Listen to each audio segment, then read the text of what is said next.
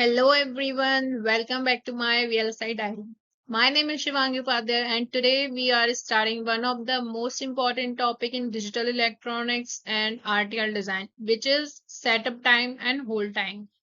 These concepts are extremely important if you are working in VLSI, FPGA or even in embedded systems. So in this video we will understand what setup and hold time are, why violations happen, its real time examples, and how to fix them. So, let's get started. Now, you might be thinking, why is this topic so important? Let's start with the very common problem faced by engineers. Many times your design works perfectly in simulation. All test cases pass, everything looks correct, but when you implement the same design on hardware like an FPGA or ASIC, it suddenly starts failing. Signals behave unexpectedly, outputs are wrong, and debugging becomes very difficult. So, what's the reason behind this?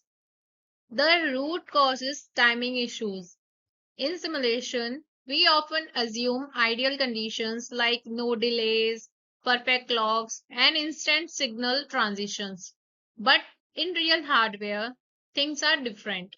Like these are propagation delays, routing delays, clock uncertainties, and physical limitations. And because of these real world effects, timing becomes extremely critical. So, to build reliable and robust digital systems, understanding setup and hold time is not optional. It's absolutely essential. Now, let me understand why timing is important. Let's move to the basic concepts of flip-flop timing. In digital design, flip-flops are used to store data. And one very important thing to remember is data is captured only at the clock edge. This edge can be rising edge or falling edge depending on the design. So, whatever value is present at the input of the flip-flop at that exact clock edge gets stored as the output. But here's the catch. Data cannot change randomly around that clock edge. If it does, the flip-flop may capture the wrong value or go into an unstable state. So, to ensure correct operation, we must follow certain timing rules. These timing rules are defined using two key constraints, setup time and hold time. You can think of it like this. Before the clock edge, data should already be stable, and after the clock edge, data should remain stable for a short duration. If these conditions are not met, the flip-flop cannot reliably capture the data. So, in the next part, we will deeply understand what exactly setup time is and why it plays such a critical role. Now, let me understand the basics of flip-flop timing. Let's dive deeper into the two most important concepts, setup time and hold time. First, let's understand setup time. Setup time is defined as the minimum time before the clock edge during which the input data must remain stable. In simple words, we can say that data should remain stable before the clock edge arrives. Why is this important? Because the flip-flop needs some time to properly recognize and prepare the input data before capturing it. If the data changes too close to the clock edge, the flip-flop may not correctly understand the value. So, setup time ensures that data is properly captured, sampling is correct, system behaves reliably. Without satisfying setup time, correct sampling is not guaranteed. Now, let's move to the hold time. Hold time is the minimum time after the clock edge during which the input data must remain stable. In simple words, we can say that data should not change immediately after the clock edge. Why do we need this? Even after the clock edge arrives, the flip-flop still needs a amount of time to securely latch the data. If the data changes too early, the flip-flop might capture the wrong value. So, hold time ensures that data remains stable after capture, no incorrect or premature sampling happens, system stability is maintained. It prevents incorrect data capture right after the clock edge. To summarize, we can say that setup time at which the data is stable before the clock edge and hold time at which the data is stable after the clock edge. Now that we clearly understand setup time and hold time, let's see what happens when these conditions are violated. This is where real problems begin in digital design. First, let's talk about setup violation. A setup violation occurs when the data arrives too late with respect to the clock edge. Remember, data must be stable before the clock edge. But if the data changes very close to the clock edge or arrives after the required setup time, then the flip-flop does not get enough time to properly capture that data. What happens in that case? The flip-flop may capture the wrong value or sometimes an undefined value. This leads to incorrect behavior of the system. So, in short, data arrives late, setup time is violated, wrong data is captured. Now, let's understand hold violation. A hold violation happens when data changes too early after the clock edge. Remember, data must remain stable after the clock edge. But if the data starts changing immediately or too soon after the clock edge, the flip-flop does not get enough time to securely latch the previous data. So, what happens? The flip-flop may capture the next data instead of the correct one, or it may result in unstable or incorrect sampling. So, in short, data change is too early, hold time is violated, and incorrect sampling happens. Let's quickly compare both. Like setup violation, problems before the clock edge, and hold violation, the problems after the clock edge. These violations are one of the biggest reasons why design fail in real hardware. Even if your logic is perfect, timing violation can completely break your system. So, understanding and fixing these violations is a critical part of the digital design and HTA. In the next section, we will see what actually causes these violations and how we can fix them. Now that we understand what setup and hold violations are, the next important question is why do these violations actually happens? Let's break it down into two parts, setup violation causes and hold violation causes. First, let's look at the cause of setup violation. One major reason is a long combinational path. This means the data has to pass through multiple logic gates like AND or multiplexers before reaching the flip-flop. Each gate introduces delay, and when these delay adds up, the data arrives late at the destination. And as we know, late data leads to a setup violation. Another important cause is high clock frequency. When the clock frequency increases, the clock period becomes smaller. This means the time available for data to travel from one flip-flop to another is reduced. So even if your logic is correct, the data might not reach in time, causing a setup violation. Next is routing delay. In real hardware, signals travel through wires and interconnects. These physical paths introduce additional delay, sometimes even more than logic delay. So, longer routing paths can delay the data arrival and result in setup violation. Now, let's move to the hold violation causes. One common cause is a very short data path. If the data travels through very few logic gates for almost directly to the next flip-flop, it reaches too quickly. And if it changes before the hold time requirement is satisfied, it leads to a hold violation. Another cause is fast routing. If the routing path is very short or highly optimized, data can propagate extremely fast. This again causes the data to change too early after the clock edge, and that results in hold violation. The third important cause is clock skew. Clock skew means the clock does not arrive at the all flip-flops at the same time. If the clock reaches the destination flip-flop earlier than the source flip-flop, then even normal data can violate hold time. So if we compare, setup violation happens due to slow data path and hold violation happens due to fast data paths. Setup is a problem of delay being too large, while hold is a problem of delay being too small. These issues are very common in real hardware design, especially during place and route stage. And that's why timing analysis is a critical step in VLSI design. In the next section, we will see how to fix these violations using practical techniques. Now, let me understand what causes setup and hold violations. The most important question is how do we actually fix them in real design? Because identifying the problem is one thing, but fixing it is what makes you a real hardware engineer.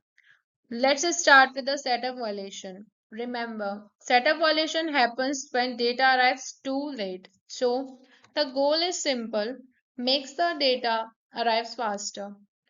First method is reduce combinational delay. This means simplifying the logic between flip-flops. Reduce number of gates, optimize logic of expressions, use faster cells, less logic, less delay, faster data arrival. Second method is add pipeline stages. This is very powerful technique. Instead of sending data through a long path in one clock cycle, we divided it into multiple stages using additional flip-flops. So each stage handles a smaller logic and data reaches on time. Third method is decrease clock frequency.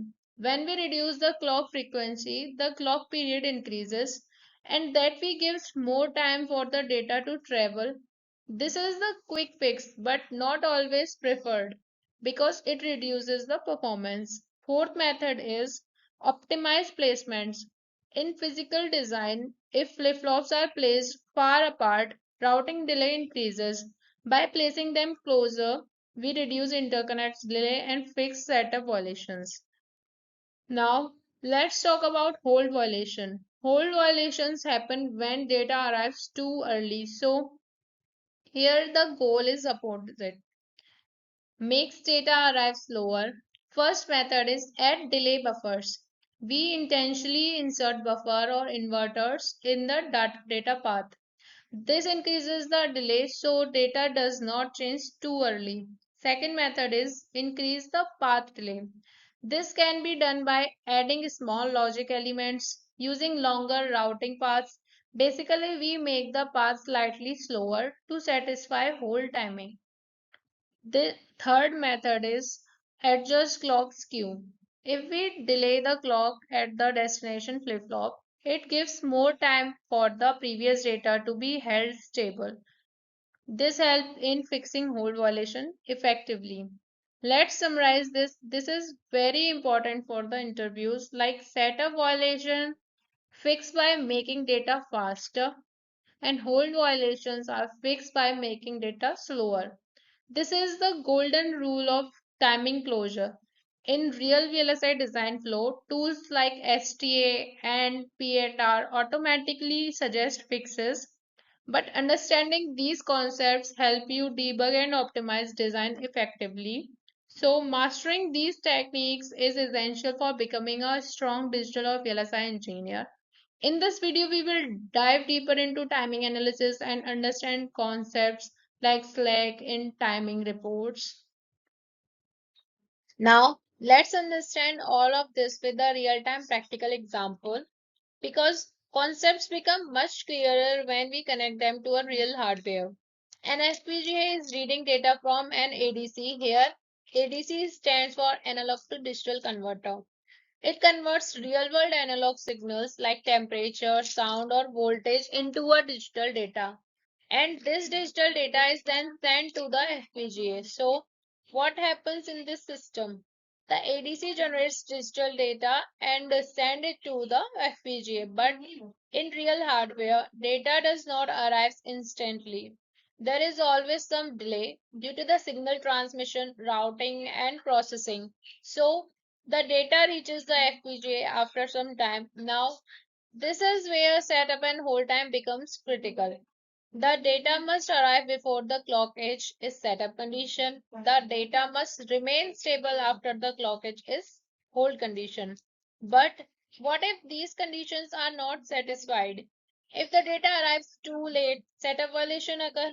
And if the data changes too early, hold violation occur. And what is the result?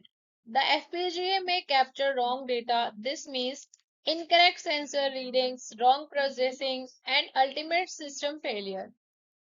In real applications like medical devices, automotive systems, or communication systems, this kind of error can be very critical. So, in this example, ADC sends data, then data has delay, then must satisfy setup and hold. Otherwise, wrong data is captured. This is why timing analysis is not just theoretical, it directly impacts how reliable your hardware system is. Now that we have understood setup and hold violations, let's see where all of this fits in the real design flow. And that is through something called static timing analysis or STA. STA is the technique used to verify the timing of the digital design without actually running simulation. It checks the whether all the timing requirements are satisfied across the entire chip. So, what exactly does STA do? STA mainly performs two critical checks. First, setup timing check. STA verifies that data arrives before the clock edge and satisfies the setup time requirements. If data is late, setup violation is reported. Second, hold timing check. STA ensures that data remains stable after the clock edge for the required hold time. If data changes too early, hold time violation is reported. Now, after performing these checks, STA generates detailed reports. Two of the most important things in these reports are first is slack. Slack tells us how much margin we have before a timing violation occurs. Positive slack means timing is safe. Zero slack means on the edge. Negative slack means timing violation. I can repeat it. Positive slack is timing is safe. Zero slack is on the edge. Negative slack is timing violation. Negative slack means your design is following timing. Second, violation. STA clears reports where setup and hold conditions are not met. It tells you exactly which part is falling so you can fix it. So overall, STA ensures that your design works correctly at the desired clock frequency even before hardware is built. In real VLSI flow, after synthesis and place and route, STA is one of the most critical steps. If STA fails, your chip cannot be fabricated reliably. So remember, STA checks setup and hold timing, reports slack and violations. This is the backbone of timing verification. In the next section, we will dive deeper into Slack and understand how analyze timing report like a. Now, let's move to one of the most important part, interview questions. These are the exact questions that are very commonly asked in VLSI and digital design interviews. So, let's go through them one by one. First, what is setup time? Setup time is the minimum time before the clock edge for which the data must remain stable. It ensures that the flip-flop correctly captures the input data. Second is what is hold time? Hold time is the minimum time after the clock edge for which the data must remain stable. It prevents incorrect or unstable data capture. Next, what is the difference between setup and hold time? Setup time stability requires before clock edge and hold time stability requires after the clock edge. Emphasize clearly setup is about data arriving on time, while hold is about data not changing too early. Why do we need setup and hold time in flip flops? Because flip flops require a stable input around the clock edge to function correctly. Without these constraints, the output may become unpredictable or incorrect. Then, why is hold violation considered more dangerous? Because it cannot be fixed by reducing clock frequency. It happens due to very fast data paths and can cause immediate incorrect data capture. That's why fixing hold violation is often more critical. Now, can setup and hold violation occur at the same time? Yes, but usually on different paths in the same design.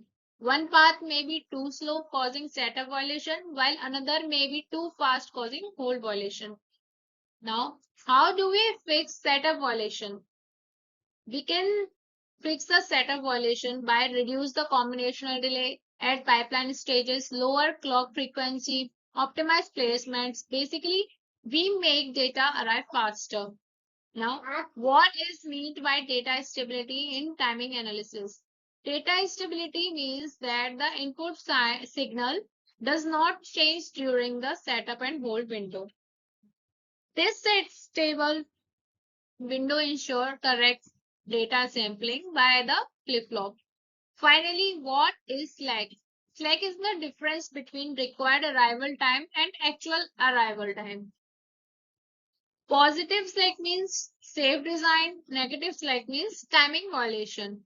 Strong emphasis, slack tells us how close we are to failure. So, these are some of the most important and frequently asked interview questions. If you understand these concepts clearly, you can confidently answer most timing related to questions. Thank you, like, subscribe, and share my channel.